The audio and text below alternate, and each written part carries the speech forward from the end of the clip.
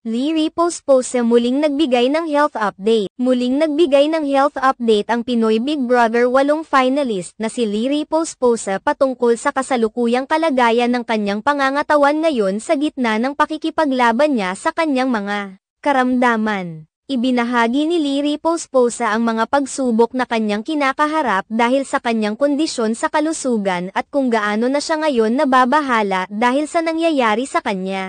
Sa kanyang kamakailang Facebook post, ipinahayag ni Lee Riposte ang kanyang pagkabahala dahil nakararanas siya ng matinding pagkalagas ng buhok at labis na pagbaba ng timbang. Matatandaang noong nakaraang buwan, ibinunyag ni Lee Riposte na siya ay na-diagnose na may pulmonary tuberculosis at anemia dahilan para lalo siyang pamayat. Pinili niyang aminin ang kanyang karamdaman sa publiko para maging malinaw ang lahat at makaiwas sa mga maliyosong mga netizens na pinag-iisipan siya ng masama dahil sa pagbagsak ng kanyang katawan.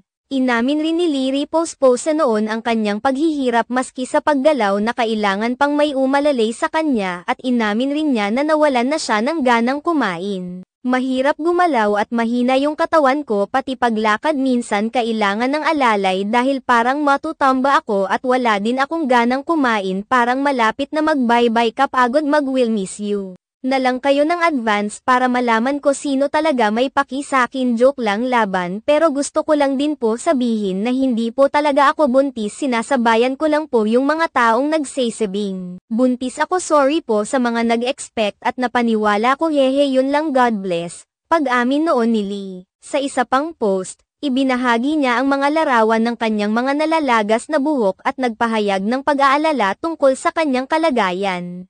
Dahil rin sa kanyang sitwasyon na ito, naisip ni Lai na magpakalbo na lamang.